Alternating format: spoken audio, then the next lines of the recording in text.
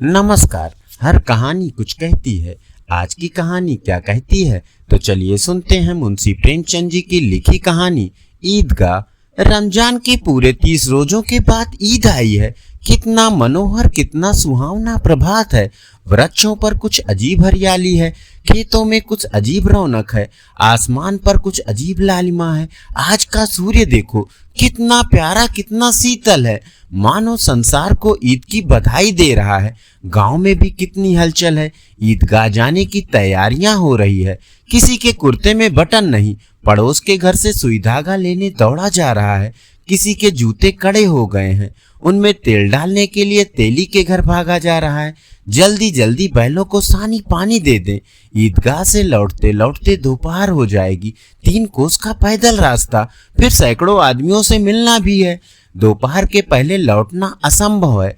लड़के सबसे ज्यादा प्रसन्न है। किसी ने 1 रोजा रखा है, वह भी दोपहर तक। किसी ने वह भी नहीं, लेकिन ईदगाह जाने की खुशी उनके हिस्से की चीज है। रोजे बड़े बूढ़ों के लिए होंगे, उनके लिए तो ईद है। रोज ईद का नाम रटते थे, आज वह आ गई। अब जल्दी पड़ी है कि लोग ईदगाह क्यों नहीं चलते। इन्हें गृहस्थी की चिंताओं से क्या प्रयोजन। सेवैयों के लिए दूध और शक्कर घर में है या नहीं, इनकी बला से। ये तो सेवैयां खाएंगे। ये क्या जाने कि अब्बा जान क्यों बदहवास चौधरी कायम अली के घर दौड़े जा रहे हैं। इन्हें क्या खबर कि चौधरी आज आंखें बदल ले तो ये सारी ईद मुहर्रम हो जाए। उनकी अपनी जेबों में तो कुबेर का धन भरा हुआ है। बार बार जेब से अपना खजाना निकाल कर गिनते हैं और खुश होकर फिर रख लेते हैं। महमूद गिनता है, 1, 2, 10, 12। उसके पास 12 पैसे हैं। मोहसिन के पास 1, 2, 3, 8, 9, 15 पैसे हैं। इन्हीं अनगिनती पैसों से अनगिनत चीजें लाएंगे। खिलौने, मिठाइयाँ, बिगुल, गेंद और ना जाने क्या क्या। सबसे ज्यादा प्रसन्न हामिद है। वह 4-5 साल का गरीब, खूबसूरत, दुबला पतला लड़का, जिसका बाप गत वर्ष हैजे की भेंट चढ़ गया और माँ ना जाने क्यों पीली होती एक दिन मर गई। किसी को पता न चला क्या बीमारी है। कहती भी तो कौन सुनने वाला था। दिल पर जो कुछ बीतती थी वह दिल में ही सहती थी, और जब न सहा गया तो संसार से विदा हो गई। अब हामिद अपनी बूढ़ी दादी अमीना की गोद में सोता है और उतना ही प्रसन्न है। उसके अब्बा जान रुपए कमाने गए हैं, बहुत सी थैलियां लेकर आएंगे। अम्मी जान अल्लाह मियाँ के घर से उसके लिए बड़ी अच्छी अच्छी चीजें लाने गई हैं, इसलिए हामिद प्रसन्न है। आशा तो बड़ी चीज है, और फिर बच्चों की आशा, उनकी कल्पना तो राई को पर्वत बना लेती है। हामिद के पाँव में जूते नहीं हैं, सिर पर एक पुरानी दुरानी टोपी है जिसका गोटा काला पड़ गया है। फिर भी वह प्रसन्न है। जब उसके अब्बा जान थैलियाँ और अम्मी जान नियामतें लेकर आएंगी तो वह दिल के अरमान निकाल लेगा। तब देखेगा महमूद, मोहसिन, नूरे और सम्मी कहाँ से उतने पैसे निकालेंगे। अभागिन अमीना अपनी कोठरी में बैठी रो रही है। आज ईद का दिन और उसके घर में दाना नहीं। आज आबिद होता तो क्या इसी तरह ईद आती और चली जाती। इस अंधकार और निराश में वह डूबी जा रही थी। किसने बुलाया था इस निगोड़ी ईद को। इस घर में उसका काम नहीं, लेकिन हामिद, उसे किसी के मरने जीने से क्या मतलब। उसके अंदर प्रकाश है, बाहर आशा। विपत्ति अपना सारा दलबल लेकर आए हामिद की आनंद भरी चितवन उसका विध्वंस कर देगी। हामिद भीतर जाकर दादी से कहता है, तुम डरना नहीं अम्मा, मैं सबसे पहले आऊँगा, बिल्कुल ना डरना। अमीना का दिल कचोट रहा है। गांव के बच्चे अपने अपने बाप के साथ जा रहे हैं। हामिद का बाप अमीना के सिवा और कौन है। उसे कैसे अकेले मेला जाने दे। उस भीड़ भाड़ में बच्चा कहीं खो जाए तो क्या हो। नहीं, अमीना उसे यूं ना जाने देगी। नन्ही सी जान, 3 कोस कैसे चलेगा। पैर में छाले पड़ जाएंगे, जूते भी तो नहीं है। वह थोड़ी थोड़ी दूर पर उसे गोद ले लेगी, लेकिन यहाँ सेवैयाँ कौन पकाएगा। पैसे होते तो लौटते लौटते सब सामग्री जमा करके झटपट बना लेती। यहाँ तो घंटे चीजें जमा करते लगेंगे। मांगी का तो भरोसा ठहरा। उस दिन फहीमन के कपड़े सिए थे, 8 आने पैसे मिले थे, उस अठन्नी को ईमान की तरह बचाती चली आती थी इसी ईद के लिए। लेकिन कल ग्वालन सिर पर सवार हो गई तो क्या करती? हामिद के लिए कुछ नहीं तो 2 पैसे का दूध तो चाहिए ही। अब तो कुल 2 आने पैसे बच रहे हैं, 3 पैसे हामिद की जेब में, 5 अमीना के बटवे में। यही तो बिसात है। और ईद का त्योहार, अल्लाह ही बेड़ा पार लगावे। धोबन और नाइन और मेहतरानी और चुड़ियार इन सभी तो आएंगी। सभी को सेवैयाँ चाहिए और थोड़ा किसी की आंखों में नहीं लगता। किस किस से मुँह चुराएंगी और मुँह क्या चुराएं? साल भर का त्योहार है, जिंदगी खैरियत से रहे, उनकी तकदीर भी तो उसी के साथ है। बच्चे को खुदा सलामत रखे, ये दिन भी कट जाएंगे। गांव से मेला चला और बच्चों के साथ हामिद भी जा रहा था। कभी सबके सब दौड़कर आगे निकल जाते, फिर किसी पेड़ के नीचे खड़े होकर साथ वालों का इंतजार करते। ये लोग क्यों इतना धीरे चल रहे हैं? हामिद के पैरों में तो जैसे पर लग गए हों। वह कभी थक सकता है? शहर का दामन आ गया। सड़क के दोनों ओर अमीरों के बगीचे हैं, पक्की चारदीवारी बनी हुई है, पेड़ों में आम की लीचियां लगी हुई हैं। कभी कभी कोई लड़का कंकड़ी उठाकर आम पर निशाना लगाता है। माली अंदर से गाली देता हुआ निकलता है। लड़के वहां से एक फलांग पर हैं, खूब हंस रहे हैं।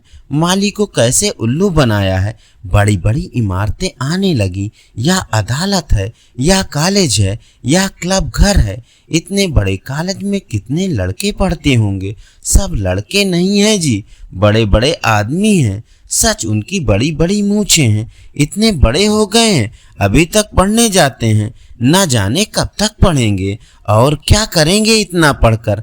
हामिद के मदरसे में 3 बड़े बड़े लड़के हैं, बिल्कुल 3 कौड़ी के, रोज मार खाते हैं, काम से जी चुराने वाले।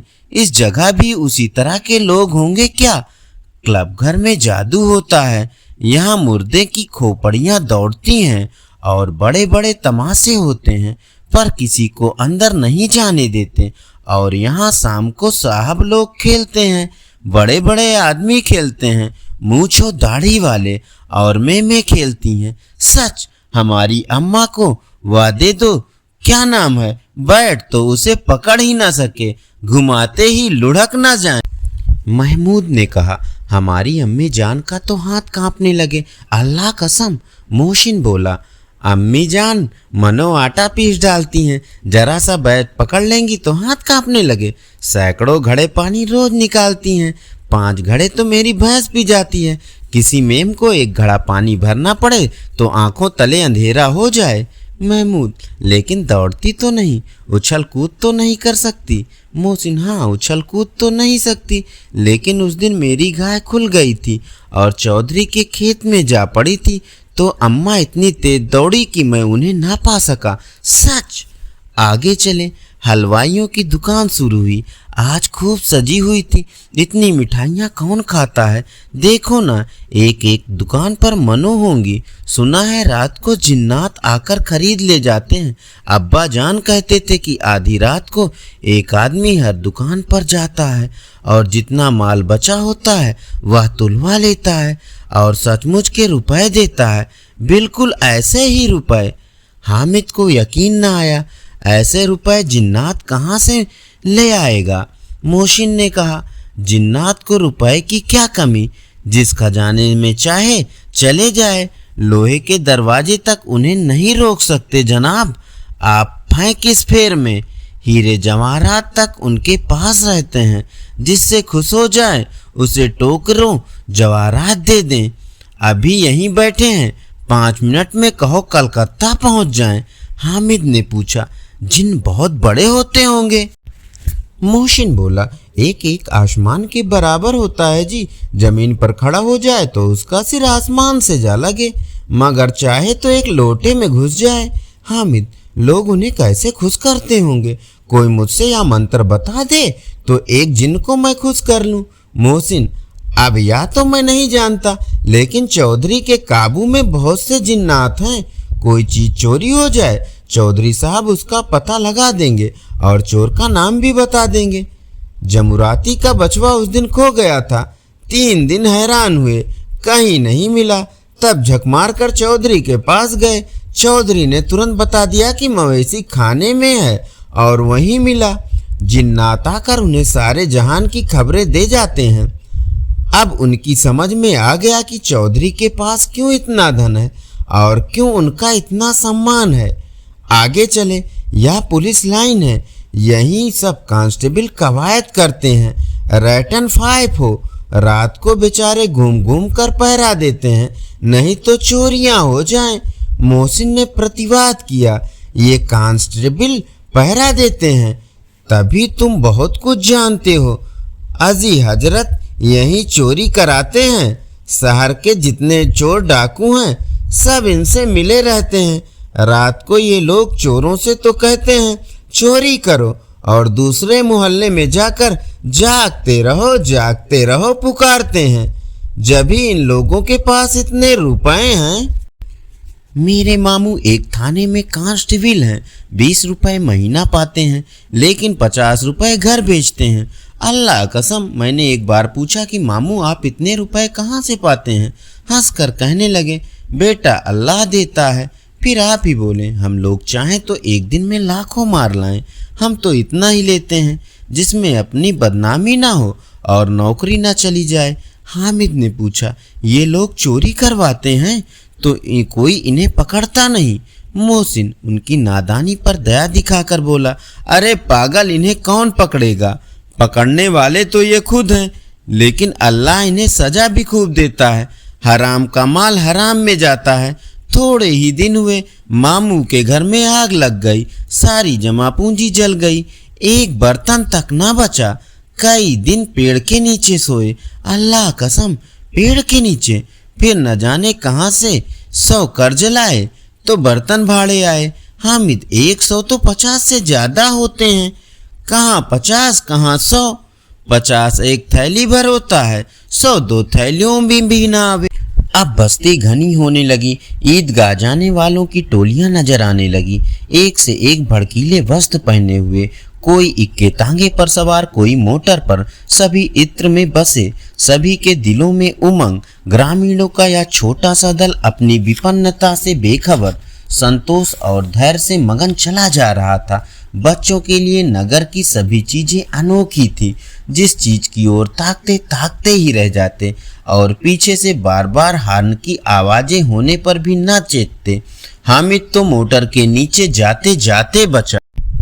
सहसा ईदगाह नजर आया, ऊपर इमली के घने वृक्षों की छाया, नीचे पक्का फर्श है जिस पर जाजिम बिछा हुआ है और रोजेदारों की पंक्तियां एक के पीछे एक न जाने कहाँ तक चली गई हैं, पक्के जगत के नीचे तक, जहाँ जाजिम भी नहीं है। नए आने वाले आकर पीछे कतार में खड़े हो जाते हैं।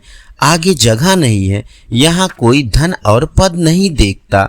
इस्लाम की निगाह में सब बराबर हैं। इन ग्रामीणों ने भी प्रवेश किया और पिछली पंक्ति में खड़े हो गए। कितना सुंदर संचालन है, कितनी सुंदर व्यवस्था। लाखों सिर पर एक सिजदे में झुक जाते हैं, फिर सबके सब एक साथ खड़े हो जाते हैं, साथ साथ झुकते हैं और एक साथ घुटने के बल बैठ जाते हैं। कई बार यही क्रियाएं होती हैं जैसे बिजली की लाखों बत्तियां एक साथ प्रदीप्त हों और एक साथ बुझ जाएं और यही क्रम चलता रहे।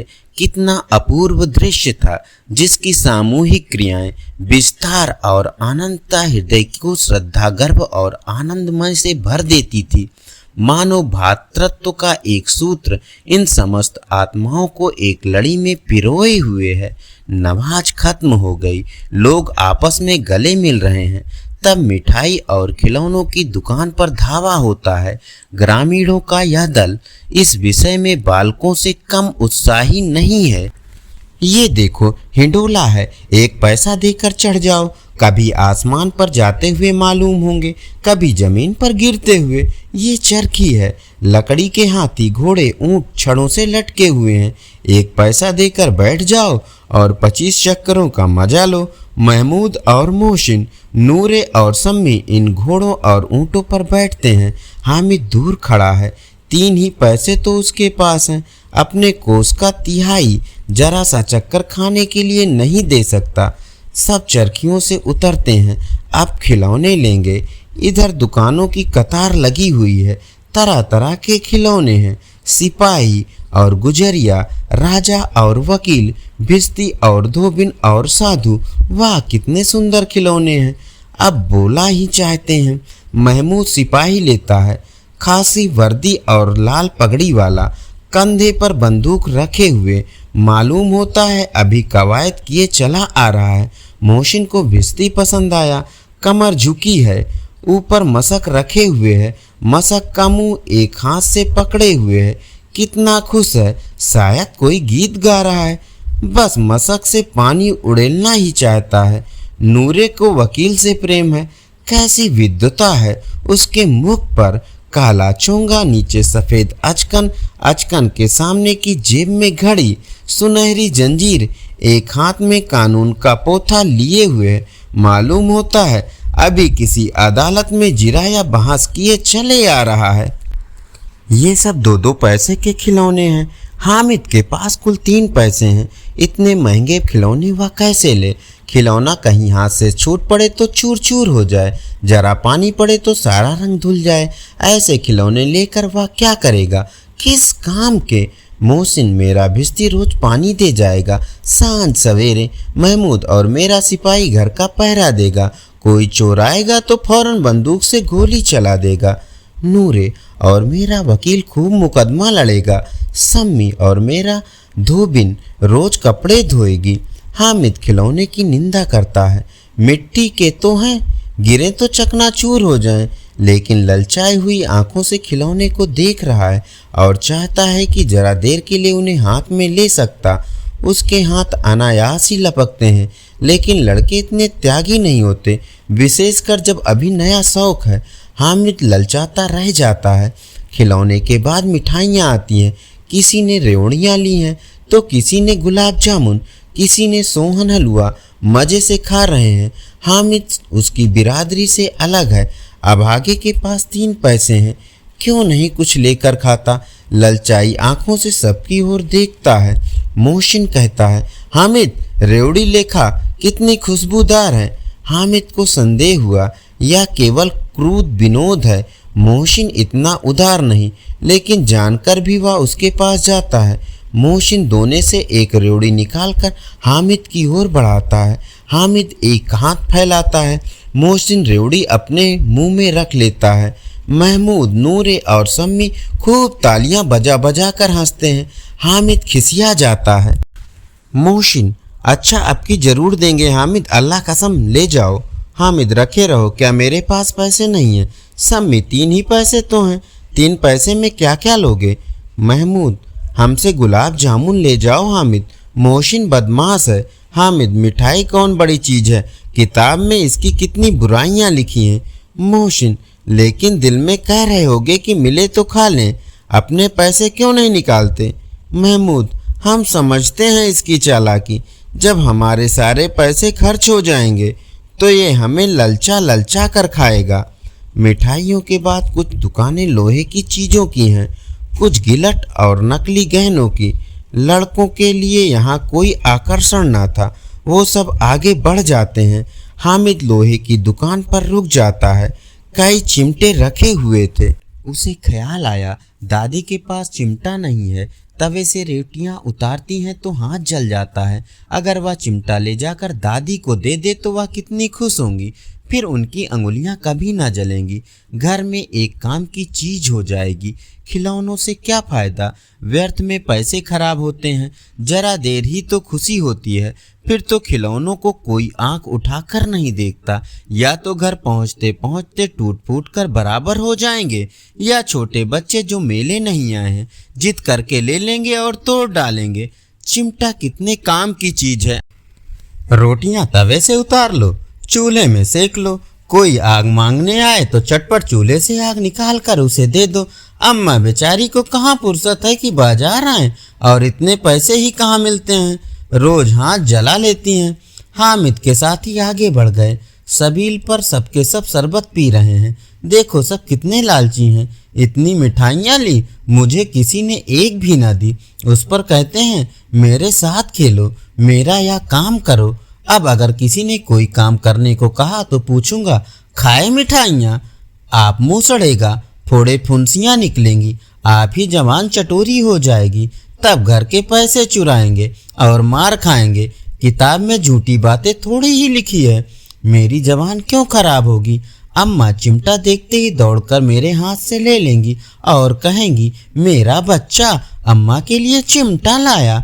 हजारों दुआएं देंगी, फिर पड़ोस की औरतों को दिखाएंगी, सारे गांव में चर्चा होने लगेगी, हामिद चिमटा लाया है, कितना अच्छा लड़का है। इन लोगों के खिलौने पर कौन इन्हें दुआएं देगा। बड़ों की दुआएं सीधे अल्लाह के दरबार में पहुंचती हैं और तुरंत सुनी जाती हैं। मेरे पास पैसे नहीं हैं, तभी तो मोहसिन और महमूद यूं मिजाज दिखाते हैं। मैं भी इनसे मिजाज दिखाऊंगा, खेले खिलौने और खाएं मिठाइयाँ। मैं नहीं खेलता खिलौने, किसी का मिजाज क्यों सहूँ। मैं गरीब सही, किसी से कुछ मांगने तो नहीं जाता। आखिर अब्बा जान कभी न कभी आएंगे, अम्मी भी आएंगी ही। फिर इन लोगों से पूछूंगा, कितने खिलौने लोगे। एक एक टोकरियाँ खिलौने दूं और दिखा दूं कि दोस्तों के साथ किस तरह सलूक किया जाता है। ये नहीं कि एक पैसे की रेवड़ियाँ ली और चिढ़ा चिढ़ा कर खाने लगे। सबके सब खूब हंसेंगे कि हामिद ने चिमटा लिया है। हंसे मेरी भला से। उसने दुकानदार से पूछा, यह चिमटा कितने का है। दुकानदार ने उसकी ओर देखा और कोई आदमी साथ ना देख कर कहा, यह तुम्हारे काम का नहीं है जी। बिकाऊ नहीं है क्या। बिकाऊ क्यों नहीं, और यहाँ क्यों लाद लाए हैं हम। तो बताते क्यों नहीं कितने पैसे का है। 6 पैसे लगेंगे। हामिद का दिल बैठ गया। ठीक ठीक 5 पैसे लगेंगे, लेना हो तो लो, नहीं तो चलते बनो। हामिद ने कलेजा मजबूत करके कहा, 3 पैसे लोगे। यह कहता हुआ वह आगे बढ़ गया कि दुकानदार कहीं घुड़क न दे, लेकिन दुकानदार ने घुड़कियां नहीं दी, बुलाकर चिमटा दे दिया। हामिद ने उसे इस तरह कंधे पर रखा मानो बंदूक है और शान से अकड़ता हुआ संगियों के पास आया। जरा सुने सबके सब क्या क्या आलोचनाएं करते हैं। मोहसिन ने हंसकर कहा, यह चिमटा क्यों लाया पगले, इससे क्या करेगा। हामिद ने चिमटे को जमीन पर पटक कर कहा, जरा अपना भिश्ती जमीन पर गिरा दो, सारी पसलियां चूर चूर हो जाएं, बच्चा की। महमूद बोला, तो यह चिमटा कोई खिलौना है। हामिद बोला, खिलौना क्यों नहीं, अभी कंधे पर रखा बंदूक हो गई, हाथ में लिया फकीरों का चिमटा हो गया। चाहूँ तो इससे मंजीरे का काम ले सकता हूँ। एक चिमटा जमा दूं तो तुम लोगों के सारे खिलौनों की जान निकल जाए। तुम्हारे खिलौने कितना ही जोर लगाएं, वे मेरे चिमटे का बाल भी बांका नहीं कर सकते। मेरा बहादुर शेर है चिमटा। सम्मी ने खंजरी ली थी, प्रभावित होकर बोला, मेरी खंजरी से बदलोगे, 2 आने की है।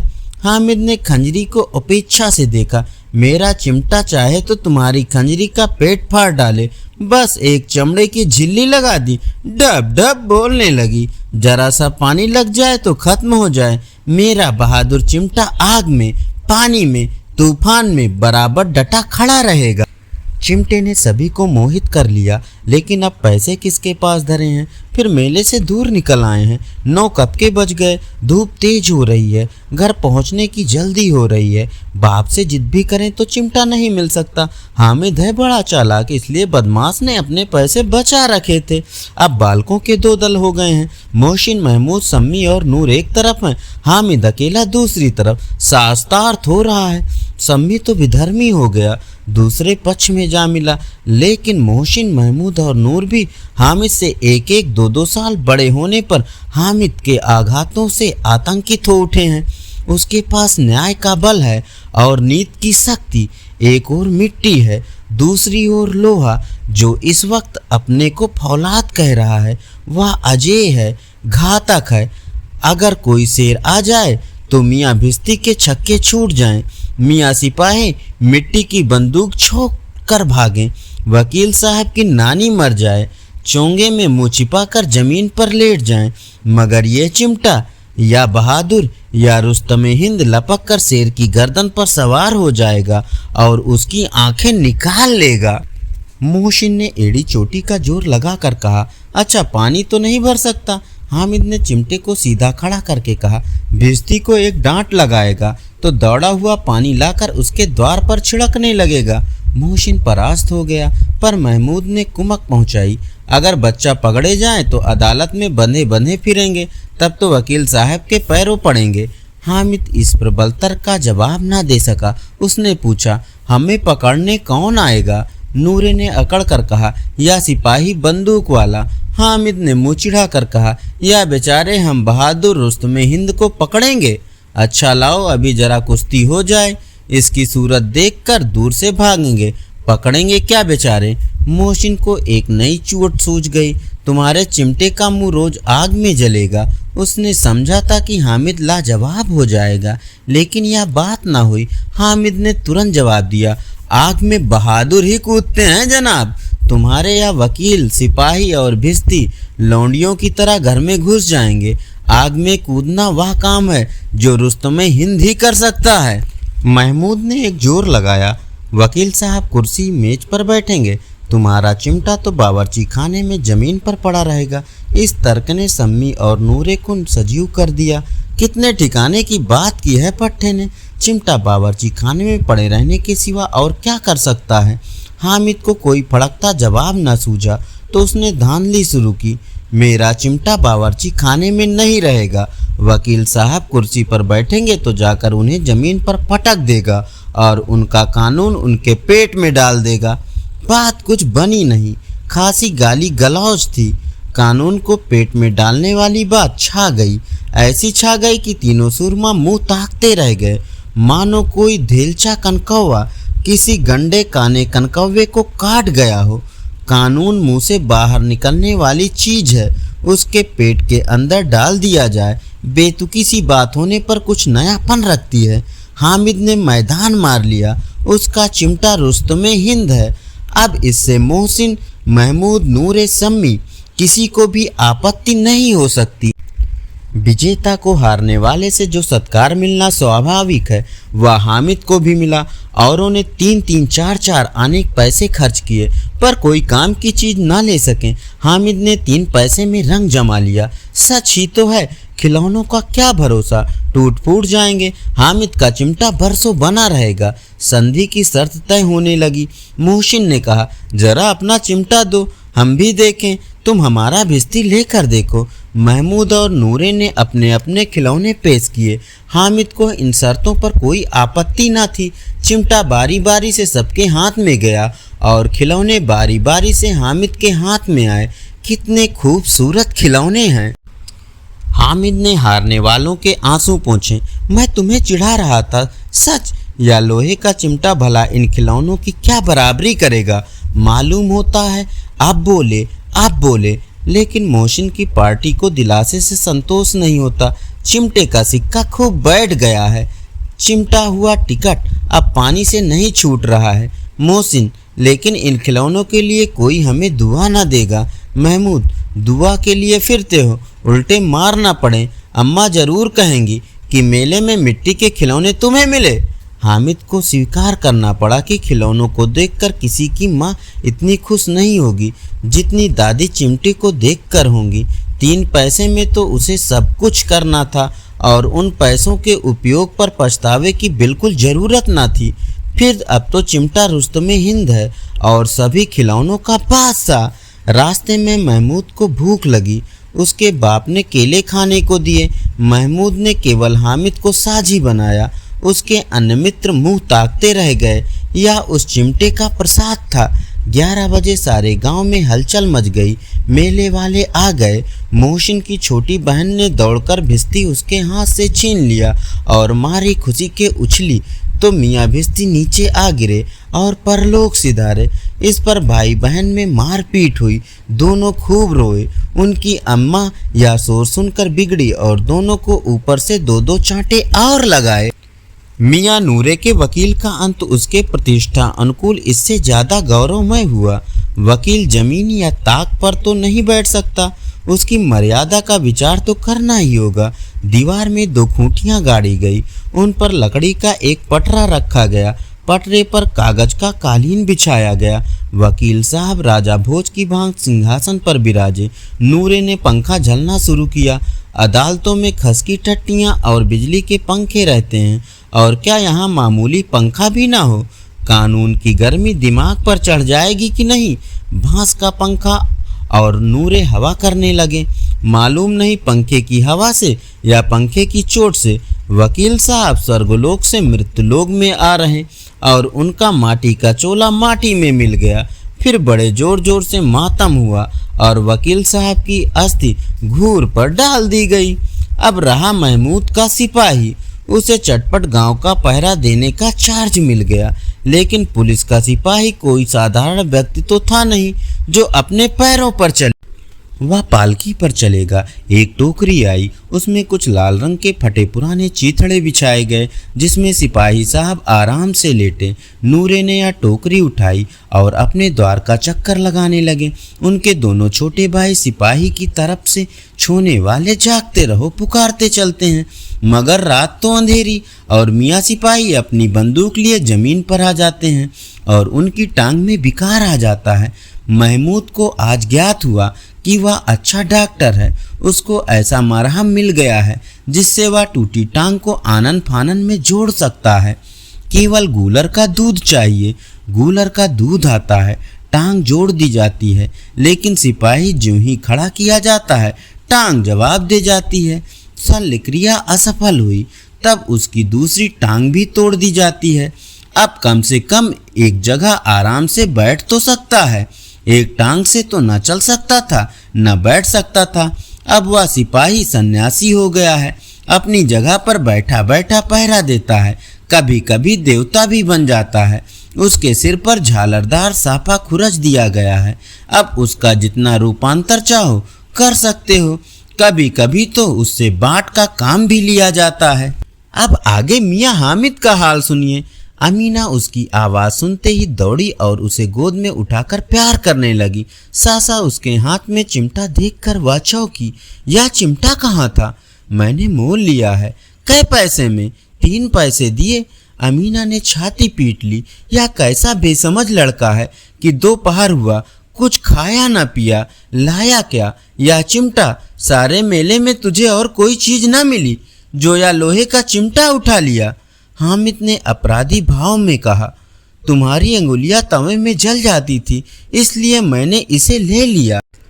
बुढ़िया का क्रोध तुरंत स्नेह में बदल गया और स्नेह भी वह नहीं जो प्रगल्भ होता है और अपनी सारी कसक शब्दों में बिखेर देता है। यह मूक स्नेह था, खूब ठोस, रस और स्वाद से भरा हुआ। बच्चे में कितना त्याग, कितना सद्भाव और कितना विवेक है। दूसरों को खिलौने लेते और मिठाई खाते देखकर इसका मन कितना ललचाया होगा। इतना साहस इससे हुआ कैसे? वहाँ भी इसे अपनी बुढ़िया दादी की याद बनी रही। अमीना का मन गदगद हो गया। और अब एक बड़ी विचित्र बात हुई, हामिद के इस चिमटे से भी विचित्र। बच्चे हामिद ने बूढ़े हामिद का पार्ट खेला था। बुढ़िया अमीना बालिका बन गई। वह रोने लगी, दामन फैलाकर हामिद को दुआएं देती जाती थी और आंसू की बड़ी बड़ी बूंदें गिराती जाती थी। हामिद इसका रहस्य क्या समझता? धन्यवाद। अभी आप सुन रहे थे मुंशी प्रेमचंद जी की लिखी कहानी ईदगाह। हाँ, यदि कहानी अच्छी लगे तो लाइक करें और चैनल को सब्सक्राइब करें। धन्यवाद।